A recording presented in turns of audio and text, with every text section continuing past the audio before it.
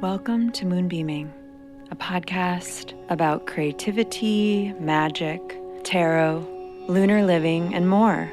I'm your host, Sarah Faith Gottesdiener, and I am so happy you are here today.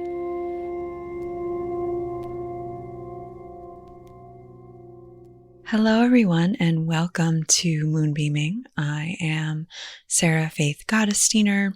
I'm an author, an artist, a designer, a business owner. I don't know what else I am. I'm a human being. And I'm so glad you're here. If you're just tuning into this podcast for the first time, this is a podcast where I discuss life, love, laughter, magic, tarot, spirituality, ethics, psychicness, intuition, creativity, phases of the moon, being a human being, pattern changing, I don't know what else. There's a lot of other things, a wide range of things. And I'm just so happy that you're here. If you are a long time listener, I'm so glad to be back with you. And let's get into all of the goodness. So I can't even believe it. It's March. Spring is springing, hopefully, for those of us in the Northern Hemisphere, and we've just had a full moon. We are in the waning gibbous phase going into last quarter. We start off in waning gibbous and Virgo. This week we move all the way through until Sagittarius. I believe we've got a last quarter in Sag if we are looking at it from a tropical astrological perspective. In my book, shockingly titled The Moon Book, I know, shocking, I speak about this phase, the waning gibbous phase, as the second harvest. We can still cast a full moon kind of spell a day or two, maybe even 3 after the full moon for amplification. Maybe we have received an aha or a message at the full moon that will help us with more clarity around spell work. We also might be feeling our energy evening out after the full moon. And in the waning moon is a place where a lot of us thrive. So pay attention. You could have more energy. Your intuition might be stronger. This week, practice receiving and practice acting on any insights or messages that come through. Now, card of the week, the tarot card of the week, the card of the week. Yeah, the card of the week. Yeah, the card of the week is here on the show. Maybe someone got this reference. Probably not. I'm probably like the oldest one in the room here. Anyway, the card of the week is the 3 of Wands, which is a complex card indeed. This card absolutely deserves its own episode. For now, I'm going to share what came through for everyone about this card this week. The 3 of Wands shows up when we need to get serious about what qualities and energies we need to harness if we want to transform.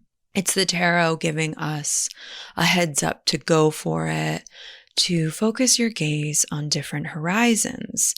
This card is saying you're ready for a next stage, and it's asking you to develop a wider vantage point, to zoom out. This is also a card about faith and a card about intimacy, ultimately because a lot of the time what we see happening when this card comes up is a reconciliation or a negotiation around conflicting desires. And in general, our conflicting desires are usually around what's kept us safe and what's beckoning, around what we know and what we don't, around where we've been and where perhaps our soul wants to go, which is usually a different area than where our ego would like for us to stay the same. So there could be some tension this week around what you want and some frustration around how to go about getting it. The other day I was frustrated and I was having this conversation with someone and I said, I don't know what I don't know. I really wanted someone to just tell me what to do around something. Please show me what I'm missing or what next step I needed to take. And the Three of Wands can be about that process, the process of exploring what you could be missing that truly no one else can figure out but you. So let me put this another way. In the traditional Rider-Waite Coleman-Smith, in this card, we see a figure on land looking out to sea. The card is saying, hey, babe, you did all you can on land, all you can do in this particular way. You've gone far. It served you well. Awesome. But now you've got to look at other ways of traveling because your spirit is ready for growth. And practically, this is about switching it up in some way. Like if you're a photographer who normally takes still lives in the studio, maybe it's time to get out into nature, or maybe it's time to bring animation into your practice. If you're a parent who's been homeschooling one way, it could be time to try a different way now. It's about different combinations. The Three of Wands tells us something has to change because there's some other passion that needs to be developed, some other way to utilize your energy. And that's where this intimacy comes in, because we have to know where we are in order to really step into where we're meant to be in a real, authentic way. A lot of times I think intimacy is another word for the truth of what you want, the truth of what you need, because we know that threes are about this generative energy, growth energy, and we know that wands are fire, passion, desire, energy. It's how spirit expresses within us. And we can see how the Three of Wands leads into the Four of Wands, which I spoke about, I think it was episode 12. The Four of Wands is this calling in of all parts of us. And that integration in the Four of Wands sometimes begins with a bit of an itch or some dissatisfaction that oftentimes shows up in the Three of Wands. Not always, I want to be clear, not always. It's not always itchy, but I'm just thinking that it is because we just went through a full moon. We're on the cusp of spring, but we're still in this kind of winter. We've been in a Groundhog Day for quite a while. I mean, way so long we've been in this Groundhog Day. And I just feel like there might be some kind of tension that some of us are feeling, even if it's subtle. Because we've all had visions or dreams that have had to be altered in this last time. For some of us, visions were crushed or dreams were really had to be put on hold. There was this huge derailing or a lot of dismantling and so much loss. And it's forcing us to deal with what is, what was. It's forcing us to deal with what we don't want, right? So many of us, we've been in this holding pattern for some of us. Not everyone, but for a lot of us. And I'm sensing with some of my clients and also collectively, for those of us who are in the position to do so, there's this particular kind of thawing that wants to happen. There's this permission to dream surfacing again for those of us who haven't allowed ourselves to dream, for those of us who have been scared to, for those of us who've just been hanging on, making do, putting that one foot in front of the other, getting up in the morning because we had to, not because we necessarily wanted to. And for my babes who haven't been getting out of bed, welcome, hello, I love you. And for my babes that are doing amazing, which I know are also so many of you, that's so awesome. Keep thriving. I love it. I love it. It's really hard to speak generally, friends, because everyone I speak to is in their own experience of life. For everyone, though, I want to encourage for everyone listening, wherever you are, with this 3 of Wands energy, let yourself dream and brainstorm about how to close the gap between where you are and where that horizon line is. Get intimate with yourself. Ask yourself, what don't I know? What aren't I seeing? Come up with some ways to figure that out.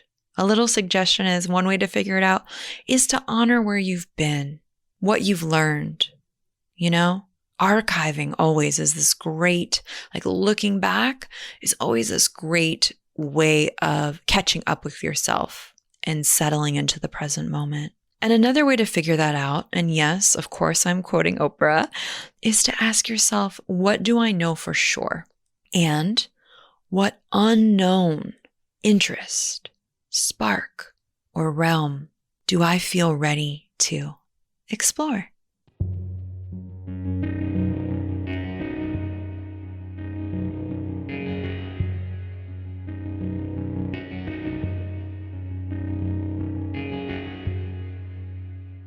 Okay, everyone. So as many of you know, every month I do a giveaway for people who leave 5-star reviews of this podcast. And I have some winners to announce. We did 3 winners this month because I was excited for making it through my first season, and I'm just so in love with all of you. So I wanted to do a 3-way. And isn't it funny? I decided I was going to do a 3-way a while ago, a month ago, and we got the 3 of Wands, which is cute. And I love synchronicities. How could I not? I'm a witch, right? And I love 3s, the rule of 3. So the winners of the giveaway who are going to get a little witch box from me, with some herbs from my garden and some candles that I've made and some books, are, drumroll please, Drealea. Drealea, come on down. Just kidding. I'll put your handle in the show notes. Please email the studio so we can get those packages out to you in the next couple of weeks.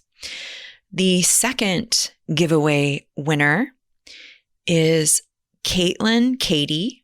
Thank you for your review. You also get a little special delivery box. Drumroll, please. The third winner who wins enrollment to my upcoming moonbeaming class is Sjanewest. Sjanewest, thank you so much. Please email the studio so we can get you all settled for that. All of that being said, I want to share with all of you listening that enrollment for the last time I'm going to live teach moonbeaming is now open. This has been my baby. This has been something I've poured my heart into for literally years of my life, and it's time for a cycle to come to an end of me live teaching it. In the future, I might pre-record it. I might think about reconfiguring it. I'm not really sure, but this is it, friends. If you have been liking this podcast and you want to go deeper, this is it. Moonbeaming is a 6-week long class where I take everything I know about collaborating with an entire lunation in the original way that I have developed over the past 13 years, and I guide you through it. It's transformation in real time. The class runs from March 29th to May 3rd. It's going to be so fun. I cannot wait. Payment plan options end in a couple of weeks. So please send the studio a message if you're interested in that. And I wanted to share a testimonial I just got from a student from the 2020 cohort. We started this just as the pandemic was happening. The student says, Moonbeaming 2020 was a lifeline during the beginning of the pandemic last year. I had no idea how much I would get out of it when I first registered, but I'm so glad I took the class. Since then, I have developed a spiritual practice that is still evolving. It has helped me prioritize my needs and has helped me figure out what those needs are. It's so easy to lose pieces of yourself when you aren't tuning in. It can be hard to find support from like-minded people. Moonbeaming helped remind me I'm not alone and that we have the power to change ourselves, communities, and larger collectives. It is so important, and even more so when we live in these times that make us feel so powerless. So the link for the class is in the show notes, and you can learn more about it. And if you have any questions about the class, please email the studio and we'll get that answered for you. Last but not least, I want to thank everyone listening so much for your shares, your kind words, your reviews, for telling a friend about the podcast. We made it through season 1 together. This is the last episode of season 1. And if you're a first-time listener, I encourage you to start at the beginning of this podcast and listen that way. We cover a lot of ground. We talk eclipses and blue moons and themes of 2021. And we talk about like 9 tarot cards and like 20 odd tarot cards with cards of the week and protection magic and trauma. And there's so many incredible interviews with folks that are truly the gifts that keep giving. There's stuff around the astrology of 2021 and so much more. I had no idea if anyone would listen to this, to be honest. I'm just doing it all by my lonesome with my awesome editor. And I'm so grateful for all of you being here and being so kind. I'm really, really just, my heart is overflowing. I also suggest that you sign up for my newsletter so you can learn more about stuff that's going on, to get your March tarot scopes and a ton of other free content. And that's how you can stay in touch with me while I'm on break from this here podcast. I will be back in 2021, but I need to take a break to do some other stuff and to plan what I'm doing. I've got some great guests lined up. I've got some great topics. I've been listening to your feedback and we're gonna keep going. So yeah. Okay, on to this week's topic. Effective spell work, aka magic as life design.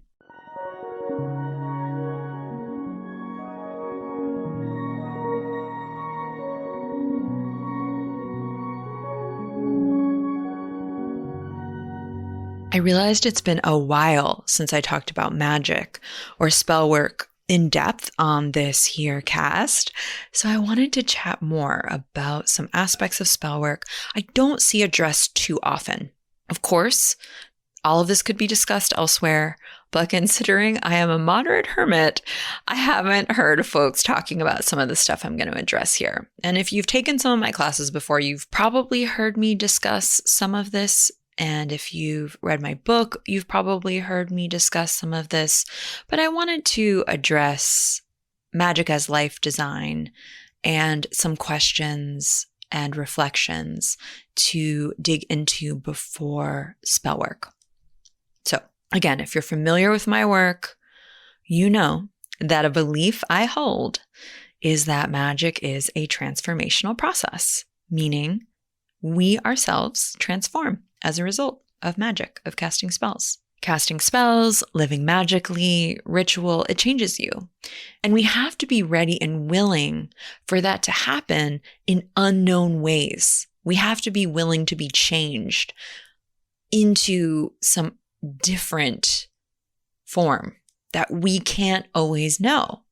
There can be this kind of individualistic vibe I'll sometimes catch in more new age circles of like us being these omnipotent beings who can wave our wands and attract whatever we want.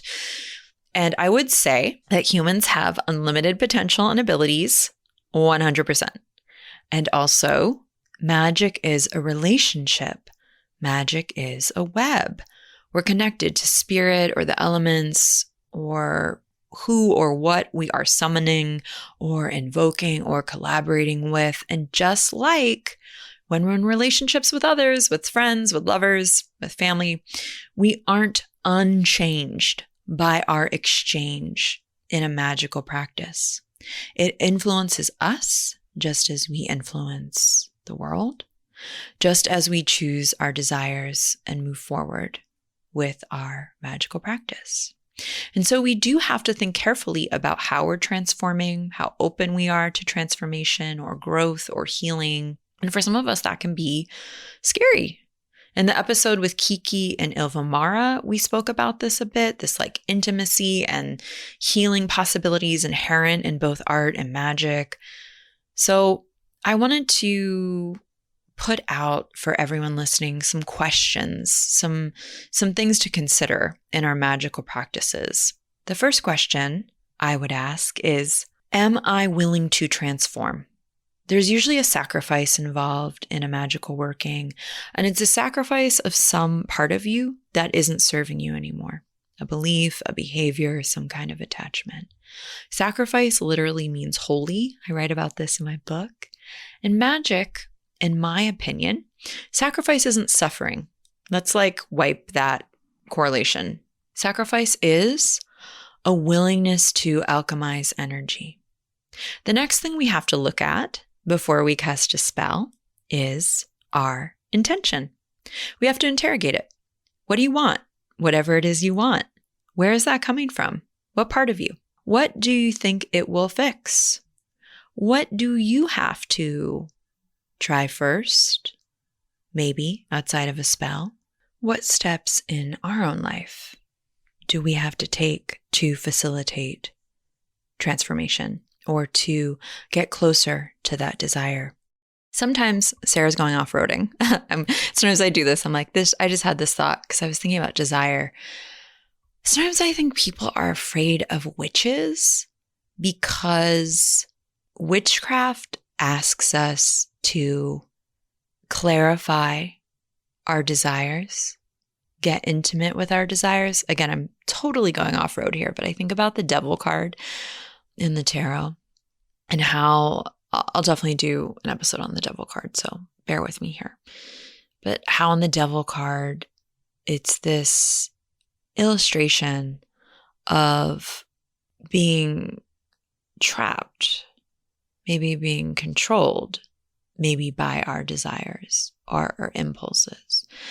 And I think there's so many reasons why people are uneasy around witchcraft, but I really think one of them is because the witch asserts that their desires are valid. Their desires can be made real. Their desires are worth tending to. And that's really powerful in this world. So a lot of times people are uneasy to snuggle up to their desires. We're not really taught that it's okay. So that's sort of like an aside on spell work that popped into my head just now. Getting intimate, getting comfortable, getting cozy with your real desires, like your real, true desires that are born of you authentically. And this is where knowing the self comes from, know thyself, know what you really need, know what your needs are, be honest about that. Spell work, magic requires radical honesty and real knowledge of the self. And when interrogating our intention, this is also where symbolism comes in. In the abundance episode I talked about money as being a symbol. It's like both the sign and the signifier. In spell work, we need to get real about the symbology of whatever it is we're going for. And that's also where nuance comes in. If we're asking for love, do we really mean love like a long-term committed partnership? Or do we simply want more attention? Be honest. Be clear about what you would have to change in order to receive love. Or maybe when you're getting honest with yourself, maybe you just want more attention. Maybe you want more offers. Maybe you want more people to flirt with you. Maybe you want to feel more attractive or something. That's a different kind of spell entirely. It's a different energy. Be honest. Think about folks who date other people and they're not honest. Maybe they just want to fling or they're a commitment phobe and they don't actually express that to their date. Think about how much time that wastes, and apply that radical honesty to your spell work and your self-work. This is a judgment-free zone. If you just want some cuties in your inbox, be clear about that. If you want a long-term committed partner, that's a different energy to be cultivating, and it's absolutely a different kind of spell. Because effective spell work is about energetic preparation and energetic reprogramming and behavioral reprogramming, emotional reprogramming, as much as it is about the spell itself. The energy of lots of attention or feelings of being desired, while it definitely overlaps with the energy of a long-term committed partnership, like a love relationship in that way, preparing energetically and emotionally for a long-term love partnership, it's just a different energy, right, babes? So we have to attune accordingly. Then we can do more digging. What's underneath the want? Maybe what is underneath the desire of wanting attention, if we're going to stick with that, is feeling needed or feeling seen, or feeling like you're a babe. And if we're doing lunar work in the way that I teach, that's usually where our block lies. That's usually where we don't feel seen or cute. That could be where we're feeling lack. Or we maybe just feel unfamiliar with these kinds of energies. So if we don't tend to that block, or if we don't get real about what's underneath the desire, if we don't find a way to honor that and move that energy or love that energy or be aware of that energy, it doesn't matter how much attention we get. We will still feel undeserving, or there might be no end to the attention we get. It still doesn't fill that God-shaped hole in our heart. It still doesn't address what's underneath. We might still feel distrustful of what's coming into our orbit. Tending to this block or this underneath, in a lot of ways is getting to the root of the desire. So ponder that. Another question to ask is, what you want solely a reaction to external circumstances? Now, to some extent, magic, spell work, it's usually some kind of reaction or response to external circumstances being your life, external circumstances being your life. And anyone who knows me knows I'm a fan of quick spells, like money spells or protection spells that immediately shift our external circumstances and help us out with more short-term challenges or issues. I'm here for that. I am here for that. But if that is a direct response to something immediate that's happening, one has to check in if we're staying at a surface level with our spell work, and if we're staying at a surface level with our self-work. Are we ignoring an impulse or a behavior that we often enact unconsciously, subconsciously, consciously, that keeps a pattern repeating? If you find yourself having to cast, a certain kind of spell, or if you keep having the same kind of issue over and over and over again, I don't want to sound harsh, but the call might be coming from inside the house. So we have to get real about that. We have to get real about that. And when we get real about that, we can cast a more effective spell, a spell that maybe disrupts the pattern or breaks a certain pattern, a spell that tends to the root. Another way to think about this is to try a thought exercise. Detach yourself from whatever's happening in your life that you might want to do a quick fix kind of spell for, and reword that and reframe it so that it is part of a larger, more meaningful shift you are creating in your world. We have to think of magic as life design. And when we are designing our lives, we're getting clear with what we want ultimately. Not knee-jerk reactions, not trends, not what we saw on the internet this morning that we didn't even know existed. Now all of a sudden we think we want it, right? Not what we see as a problem today that might not even matter in 2 weeks or even 2 months. Not what we think will make us happy or make us whole. We have to be brave enough to admit to ourselves what we want in the main sectors of our lives: friendship, community, spirituality, creativity, healing, the world of work if it applies, lineage, well-being, family stuff, creativity, so on and so forth. We have to be vulnerable enough to go there in our spell work, and we have to be vulnerable enough to go there in our lives. So next I would consider, do you have the capacity to receive the thing that you want? I mean, really receive it. Are you available for it? I don't mean you have the time. I mean on a cellular level, on an emotional level. Say you are like, I need help. I need ease. I need other people to help me.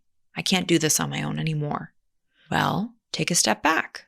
Are you an overdoer who overcompensates for a fear of abandonment or undeservingness by being busy or by taking care of everything because you lack trust that other people can help? What's going on there? Is it control? Where does that stem from? How can you adjust your receiving capacity for help, for more ease?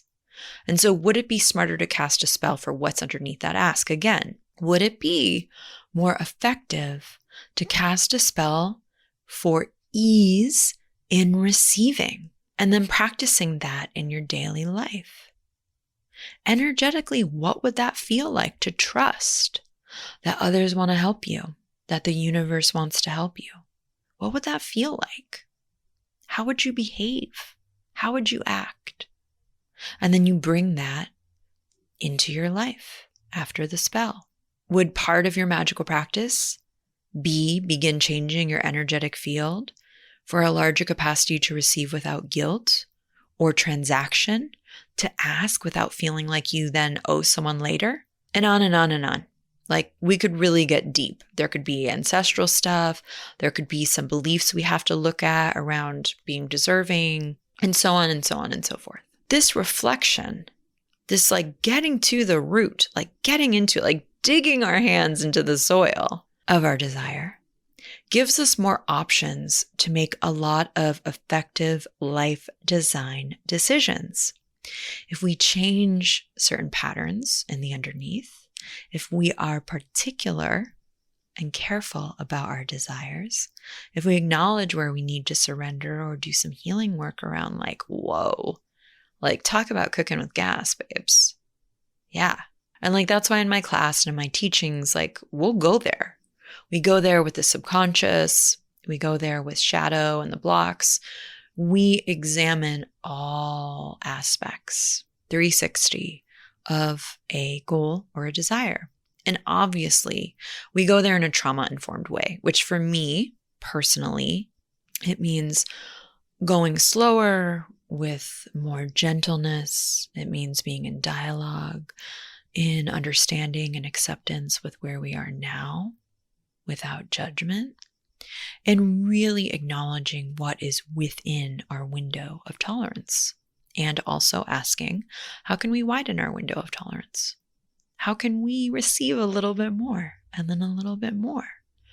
And that actually, believe it or not, there are some aspects of trauma-informed work that have similarities to magical theory. There's a magical theory or term I've spoken about on here. I think it's on the Protection Magic episode. It's this idea of the sphere of influence. Basically, with spell work, with energetic work, we always want to be going just outside our sphere of influence. A touch, a hair, a hint. We always want to be stretching just a little bit more out of our comfort zone. It's similar to when you're learning a new skill or beginning a new habit. Maybe that first week you meditate for 3 minutes. And then by week 2, maybe you're up to 5 minutes. Or depending on how you feel, maybe you go right up there to 10 minutes and you choose how to expand based on your intuition, based on your trust, based on your tolerance level.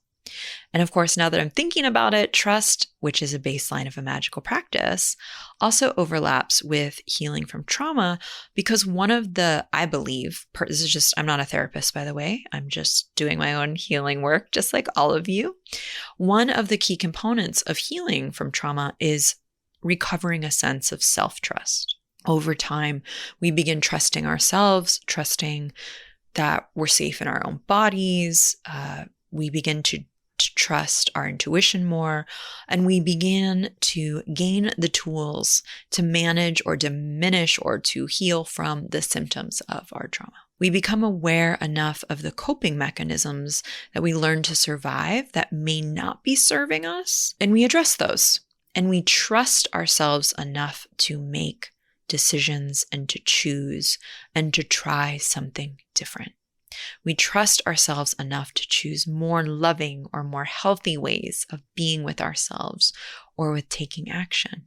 And obviously that starts with all of the stuff I was talking about, energy assessments and subconscious responses as well. And we'll slowly widen our capacities and change our responses, and we repattern over time.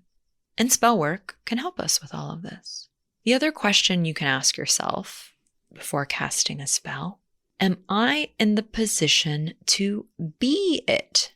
That's where this embodiment piece comes in. I've spoken about this concept and the Hierophant before, the archetype of the Hierophant. Are you embodying the thing you want? The queens also in the tarot can help us with this. The queens also help us receive. What is the sensation of that which you are calling in? When you say, I want to be peace, I want to be love, I am being brave, and you're acting in accordance with this, you are affirming to your subconscious that this is reality, that this is truth. And this then creates different patterns. Wheel of Fortune style, this sets into motion different orbits, different cycles. As I've said in the beginning, magic, it's going to transform the self. There's no way, no how that you yourself will not be changed. Because generally, but not always, but generally, what happens after you cast a spell is that you are offered opportunities to react differently or to respond differently. Sometimes it doesn't look cute. Sometimes you're like, I cast a spell for this, and why is this happening? You're being offered opportunities to react differently. My babes, whether you cast a spell or not, we're always being offered opportunities to respond differently, to change our energetic makeup, our emotional makeup, our external and internal systems. You know, we're witches, so we think about the elements. Water, fire, earth, air. You could ask yourself, what part of you needs some reconfiguration? Is it water? Is it your emotional self, your intuition, your spirituality, how you interact with beauty, how you flow, how you easily move through? Is it air? Is it innovation? Is it mindset? Is it communication? Is it moving into different levels of consciousness? Is it fire? Is it taking action? Is it holding your hands around that little flame until it becomes a lit match and then a beautiful fire? Is it earth? Is it support?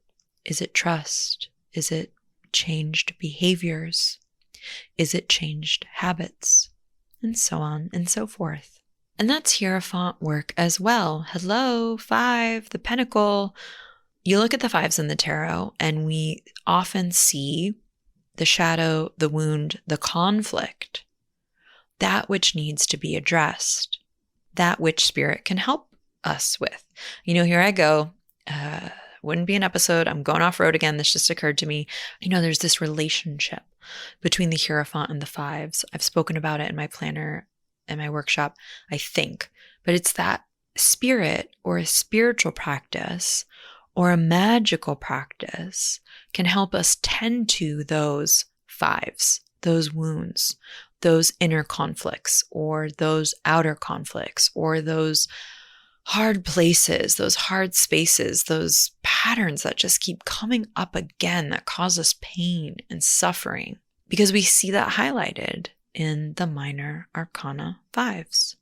The Hierophant, which is spirituality in some form, spiritual tools, which is like why humans invented this, right? The Hierophant was this guide of life, brings us to an interaction with source, universe, spirit, angels, goddess, God, whatever, translates to a greater purpose for you or a deeper connection to your soul, to your life, to your spirit, to your heart. And of course, like a deeper connection or deeper purpose might be for if you're an atheist. I definitely know atheist witches, just like I know Muslim witches, Christian witches, so on and so forth. When you cast a spell, you're thinking about what cycle you want to put into motion, where you are in that cycle, your center. What's your center in terms of your focus? What needs to change in terms of a particular pattern? How will you accept help from others? How will you know when spirit or the universe or your helpers are coming through to offer you opportunities? How will you make yourself available and conscious? Because we know that one of the most common definitions of magic is the art of changing consciousness at will. I believe it was Dion Fortune who said this. And that statement sounds very simple. But of course, as you can see from this episode, as you know from a magical practice, there's nuance. And to be effective witches, effective artists, effective humans, we embrace nuance. We embrace complexity. We embrace both and. We get into all of the components and all of the layers. We tend to different aspects of our desires and our healings in order to step into more wholeness, step into more growth. So a little quick and tiny recap just to get you thinking. I think the questions I covered were, am I willing to transform? Is what I want solely a reaction to external circumstances? So if it is, how can I go deeper? Why do I want whatever it is I want? What is the symbolism of my desire? What's underneath that desire? What healing has to happen there if there's a wound, or if we have to change a certain pattern or a way we treat ourselves or perceive ourselves? Am I willing to receive? Is my magic also life design, part of a larger proactive plan for my life? Am I willing to be what I want? Am I willing to become what I want? Yeah, so that's what I've got for this last episode of season 1. Some questions, some deep diving, some magical thriving. I am sending all of you so much love until I'm back. If you haven't already, please subscribe to this podcast so you'll get notified when I'm back. Share your favorite episodes with a friend. Leave a 5-star review if you haven't already. And honestly, just thank you for listening. Thank you for being here with me. I look forward to returning, being with all of you. Lots of love. Bye for now. You are listening to Moonbeaming, a podcast that is presented by modern women. I'm your host, Sarah Faith Gottesdiener. The editor is Caitlin George Parker. Music is by Will Owen and myself. All right, bye. Witches in the flow of life, choosing who they